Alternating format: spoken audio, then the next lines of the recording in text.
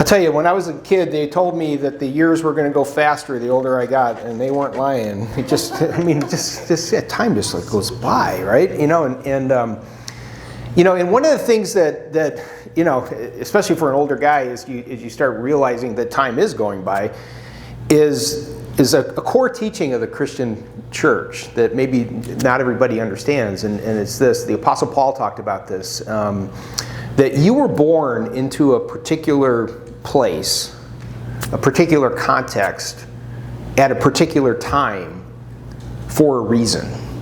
There's a reason behind it, and he said this. He said, it's recorded in Acts chapter 17. It said, "From one person he made all the nations." Okay, that they should inhabit the whole earth. We've done a pretty good job of that, right? And he marked out their appointed times in history, okay, and the boundaries of their lands. So he's talking about the nations, that they went out and that all this stuff has happened. These nations have been established. Some of them rise, some of them fall sometimes and stuff like that. But then it gets personal to the individual. He says he did this so that the people of the earth would seek him and perhaps reach out for him, the Creator, and find him, though he's not far from any one of us. And the way my takeaway from that is that your life is a setup. It's a setup. You are here today for a reason. You live where you live for a reason. You live during this time for a reason. And the same is true for all people in history. That there's something intensely personal about God, and somehow He can do that. And Jesus was born at His appointed time for a reason. Okay, and the life and times of first century that He lived in. Okay, can you imagine a world like this? There was all kinds of political drama going on.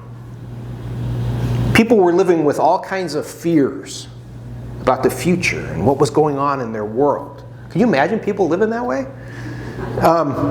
There were religious disagreements. People were laying trips on each other and stuff. And there were conspiracy theories and controversies going on in the first century. There was ineptitude when it came to the political, societal and religious leadership. Aren't you glad we've grown beyond that? Okay? You see, none of this is new. It's almost as old as dirt. Okay? We just have fancy electronics and all this kind of stuff. The times we're living in are really weird, aren't they? Yeah. Especially for an old guy that has seen things, okay, and stuff. And the change that's going on and all this stuff. I mean, think about what we've been through the last few years. Think about it. Pandemics, right? Controversies surrounding pandemics. Political upheaval and craziness, right? Fighting in the streets. All kinds of stuff going on, okay? Political drama, fears, religious disagreements, conspiracies and controversies, and the ineptitude of political, societal, and religious leadership. It's nothing new, okay? And the idea is in the midst of all this, something's supposed to happen to each one of us, and that is we're supposed to let go. You know what?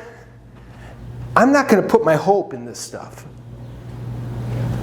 I'm going to seek something better so that we would seek and perhaps find Him even though He's not far from any of us. And so, you're in this room, okay, this morning, being exposed to and actually being a part of something that Jesus started so many centuries ago, okay?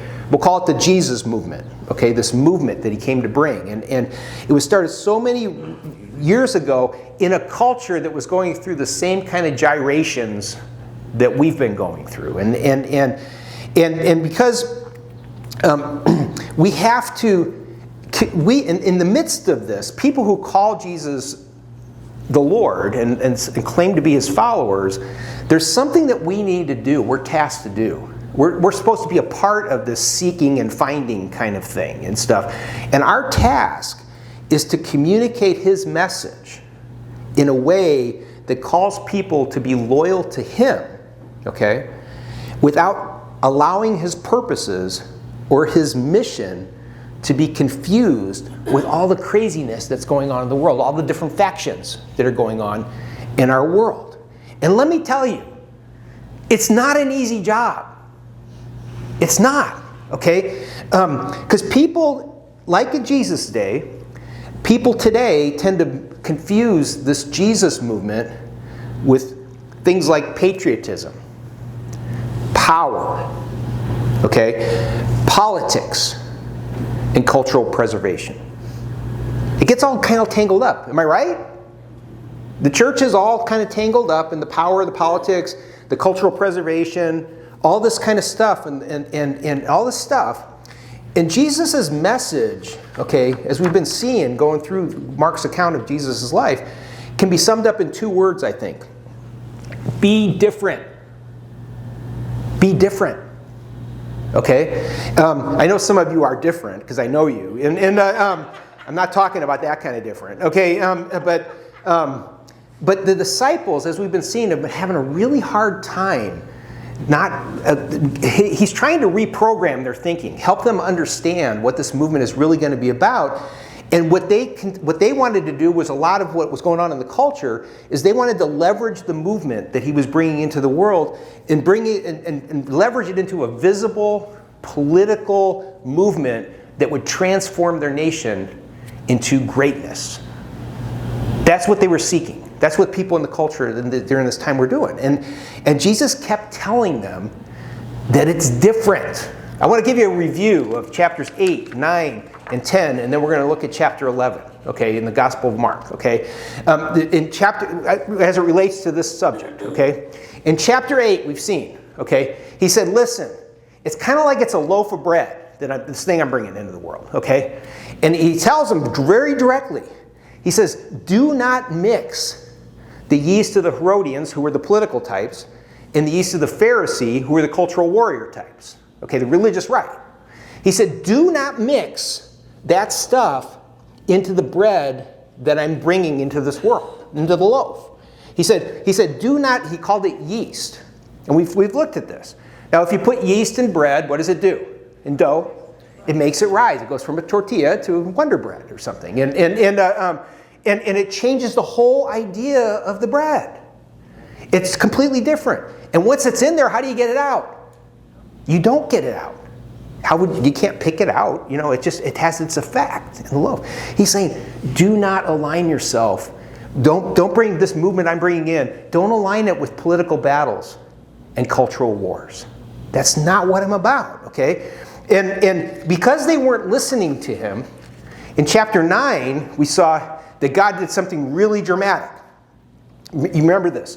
Jesus took just 3 of the guys, put them up on went up on top of this hill, and I don't know how it worked, but all of a sudden Jesus got all glowy, and he's sitting there chatting it up with the prophet Elijah, who was the greatest prophet, and the lawgiver Moses.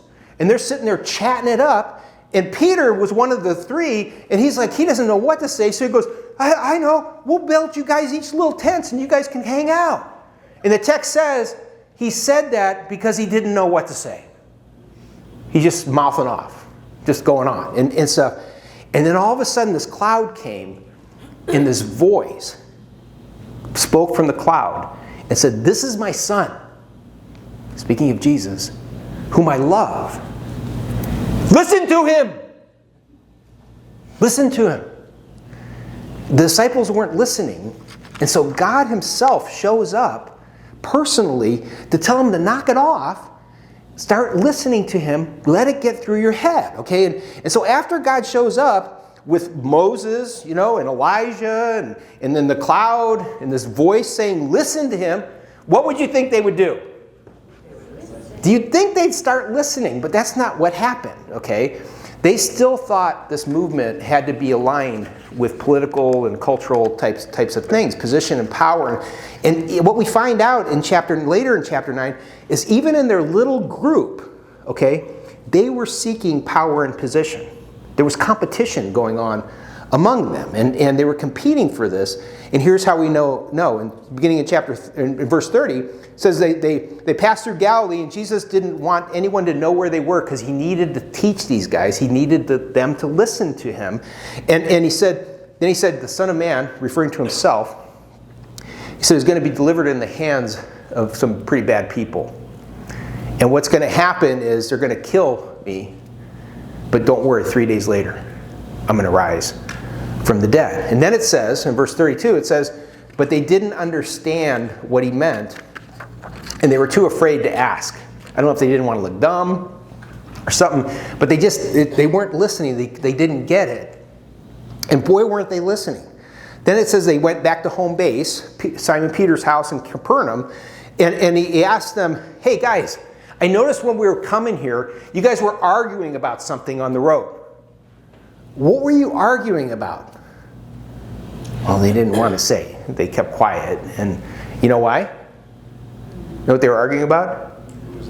Who was the greatest? They were sitting. Do you ever think of the apostles this way? They're walking along, they're going, man, you're nothing, man. He loves me more. It's going to be me. No. You know, and they're arguing, and Jesus knew what was going on, so he had them sit down in team meeting, and he said, listen, anyone who wants to be first, needs to be the last. And the greatest is going to be the servant of all. What he's saying is, be different. Be different, okay? Then comes chapter 10.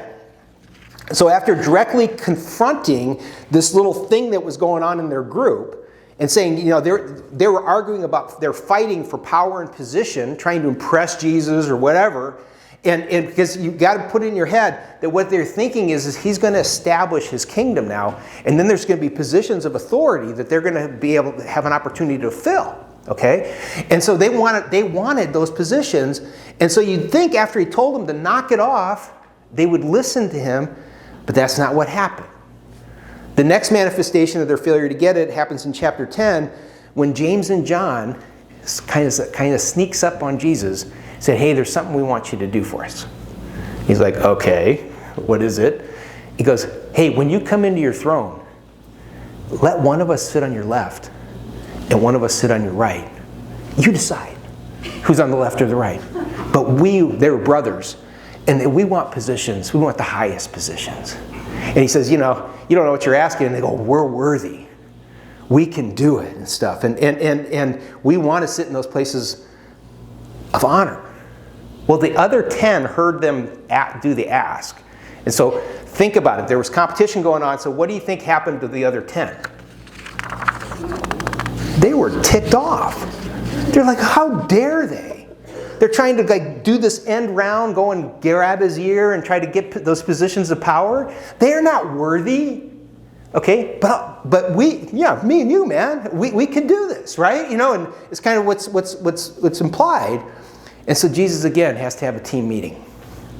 He said, hey guys, you know how it works out in the world? Okay, the rulers of this world, they lord over their people, and the officials, they flaunt their authority and say, hey man, you go do what I say because I am who I am, right? And he says this, but among you, it will be different. It needs to be different. And he says, he says that again, whoever wants to be a leader among you must be your servant. And whoever wants to be first among you must be the slave of everyone else. For even I did not come to be served, but to serve and to give my life as a ransom for many. Be different. And so in chapters 9 and 10, okay, he repeatedly said the path to greatness, okay, is going to come through service and personal sacrifice. That's what this movement is all about. It wasn't about demanding your own way. It's not about getting yourself to the top. It's about getting others to the top. It's helping and assisting other people in their lives. And see, Jesus isn't interested, okay? He's not interested. He didn't show up in the world. Think about this for a second. The Bible teaches us that he was up in heaven, and he came into the world and took upon himself the form of a human being, okay, kind of in disguise. But he's really the creator of everything. That's what the Bible teaches us.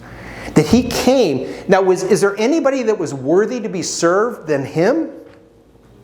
Right? He was, right? If he made you and me and everything that you see and stuff like that, who's worthy of being served? Okay? He is. And he's saying, that's not why I came.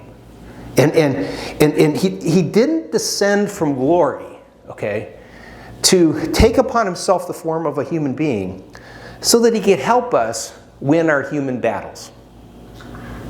That's not why he came, okay? That's not why he came. When he left heaven, he denied himself. When he left heaven and became enfleshed, okay, he denied himself.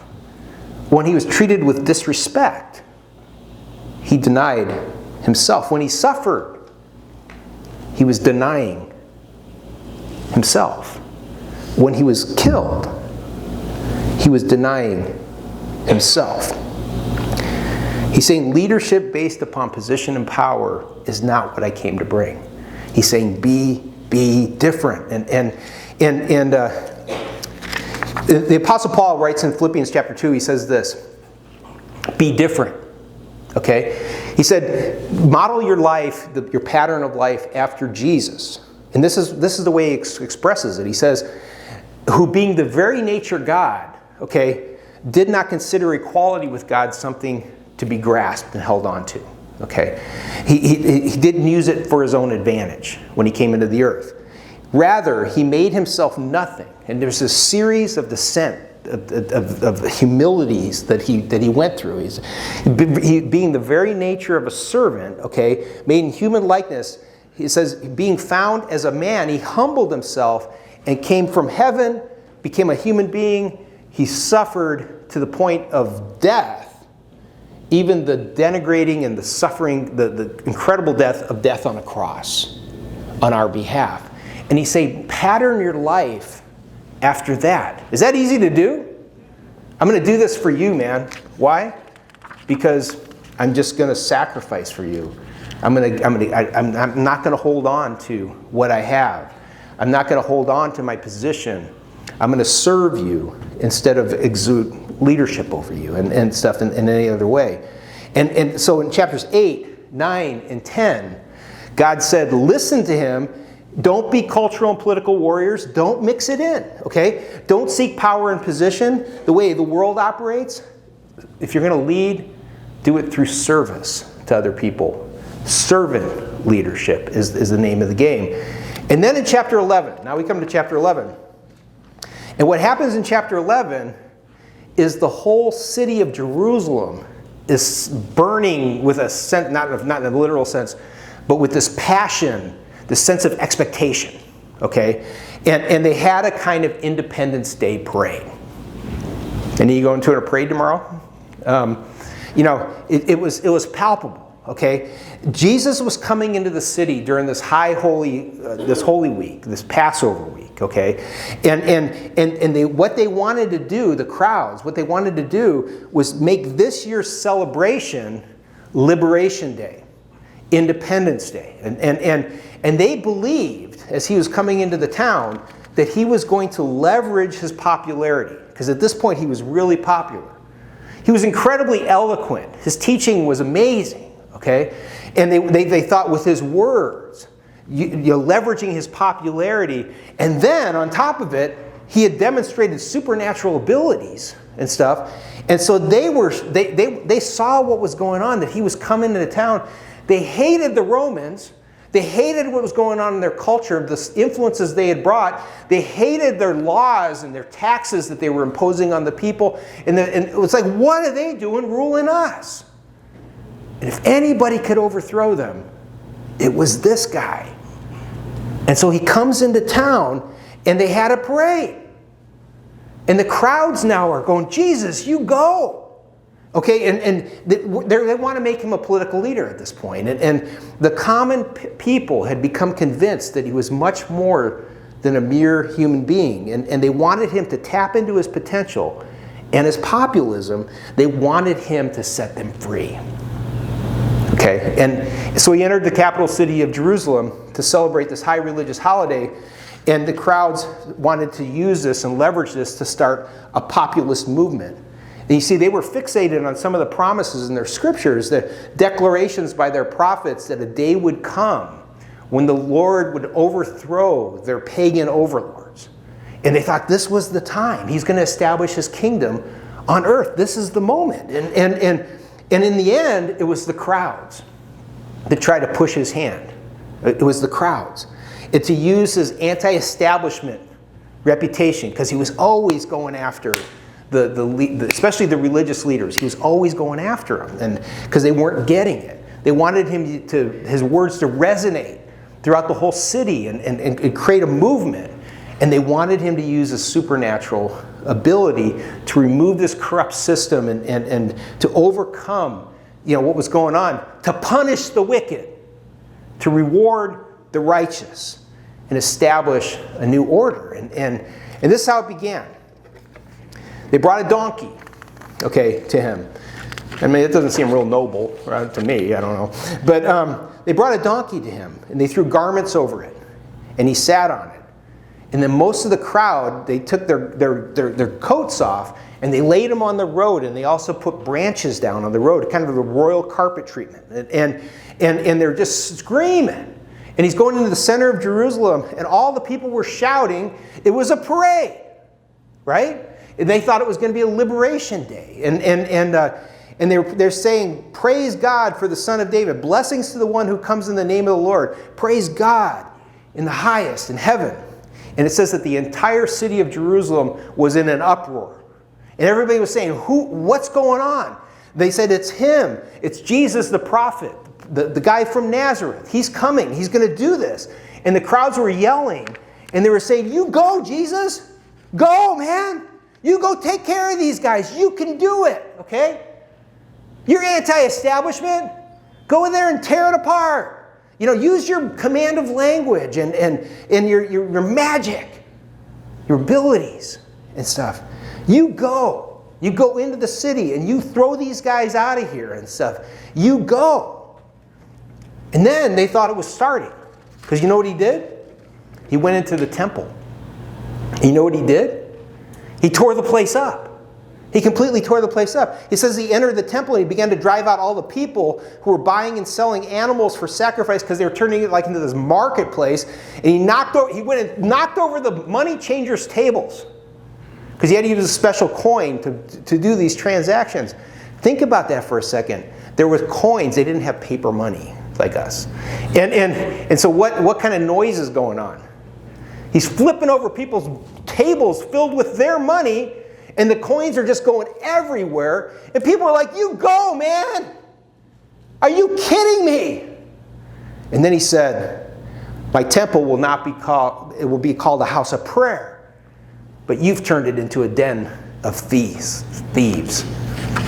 So they're like, you go, man. You go. Tap into this kind of rebel reputation that you have, and we're behind you. Tell us what you want us to hear. We'll follow you, and do your magic. Go to Jerusalem. Overthrow these outsiders. Make everything right. Be our king. You be our king. Do you know what happened? He refused. He refused.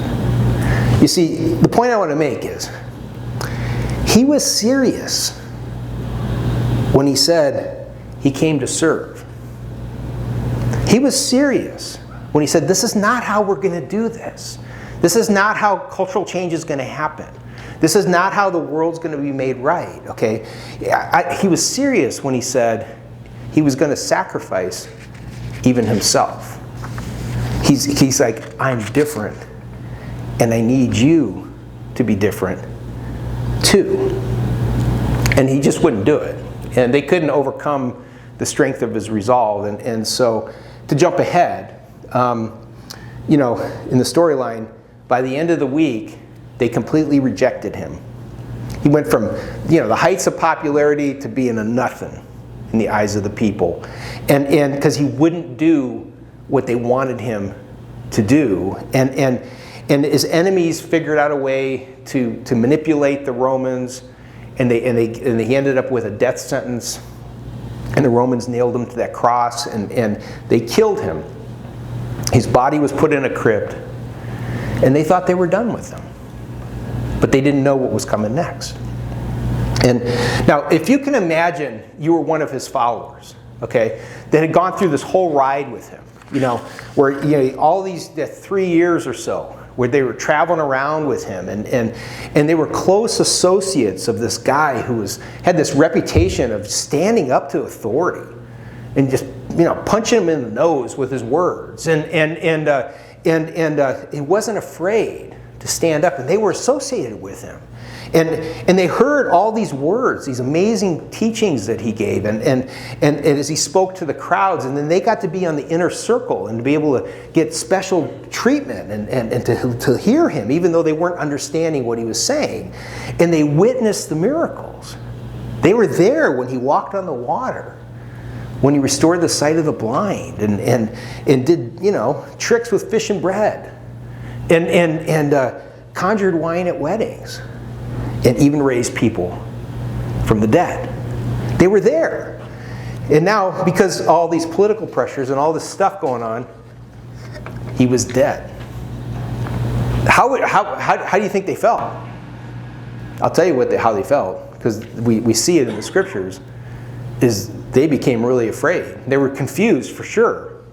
And it's like, what happened? This was all going so well. It was going according to their plan, right? They were marching into Jerusalem. They're going to finally do this, right? And he's dead. So what ended up happening was they went into hiding, because they thought, well, if they killed him, what's going to happen to us? And the ironic thing, if you know the end of the story, is that though he looked like he was defeated, and it looked like they were not going to be set free, okay, those that came to believe and understand what he was teaching began to understand that it had to happen this way, that it was through the cross that their independence, that their freedom was secured. There was no other way. God himself had to come from the outside to fix what's wrong with our broken world. How are we doing fixing the world? Well, if you elect this guy next time, then everything's going to get better, right? Have you lived long enough to know that that's not how it works? It really isn't. Guys, are you with me? It's like, that's not how you do it. But what he said was, he came to offer a different way that doesn't come through political ambition and political power and through cultural wars and all this kind of stuff. What he came to bring was something that was going to solve the problem of sin and death. And it's only people that have that issue settled that can actually get out there and make a difference, person by person, one to one, and start to see other lives be changed as well.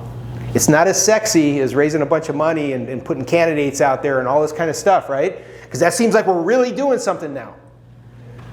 But if you raise up people with integrity, people who say what they mean and mean what they say, people who back their actions with their words with their actions, people that get out there and actually are agents of change and stuff, that this thing starts to go. And so Jesus came to this ancient world to offer a different way, a different point of view, and it's for our modern world as well. He offered hope that's transcendent, and life that doesn't end, and forgiveness and love. And he told his followers, you know what? I'm gonna offer forgiveness and love to you, and what I expect you to do is to pass it on to other people. Even people you disagree with. Even people that you think are the problem. Accept other people. Why? Because I accepted you. Everybody's got their starting point. We all have a different starting point, right? I'm not going to judge you for your starting point. Don't judge me. We all got our deal, right? I want you to live with compassion for other people. Why? Because I'm giving you my love. Pass it on to other people. Oh, and I want you to be free, so I'm going to illumine your minds with the truth. Because the truth can set you free. You don't have to live under a bunch of lies and rhetoric and all this kind of stuff. Come back to these simple things that I've come to bring. And throughout all of this, his teaching through these middle chapters of Mark is, hey, serve other people. Express your values, this acceptance, this compassion. Express truth, not just with your words, but do it through acts of kindness to other people. And it'll revolutionize a world that's filled with hate, that's filled with error, that's filled with all this stuff. And the bottom line is, we live here and now for a reason. For a reason. And I don't like the here and now sometimes. Do you? Sometimes the here and now really stinks. I'm afraid to look at that paper in the morning sometimes, and I'm really afraid sometimes about what my next here and now, my personal, because the hard part about these last years has been, we've all been living through something, right? And then you still got your personal stuff that comes creeping in that can be just quite enough, right? But hold on to this idea. We sang about these ideas. Your life is not random. Your life is not a mistake. Okay? He's marked out appointed times.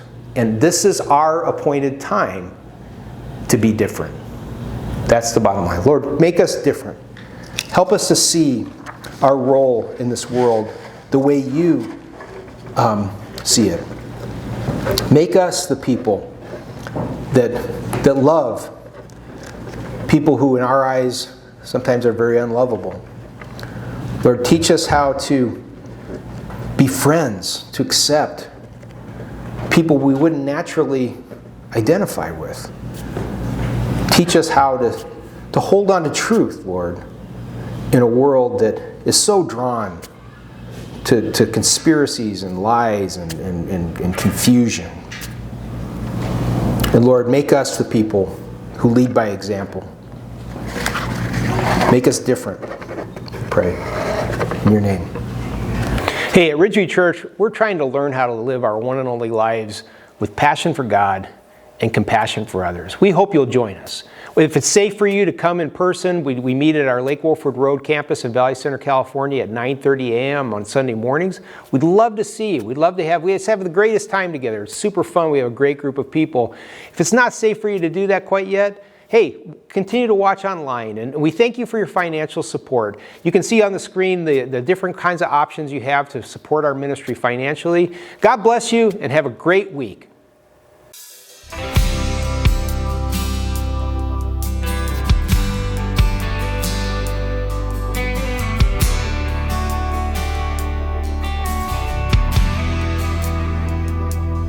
You are here, moving in our midst. I worship you, I worship you. Yes, you are here, working in this place. I worship you, I worship you. You are waymaker, miracle worker, promise keeper, light in the darkness. My God, that is who you are. Waymaker, miracle worker, promise keeper, light in the darkness. My God, that is who you are. You are here, touching every heart. I worship you, I worship you. Yes, you are here, healing every heart. I worship you, I worship you. You are here, turning lives around.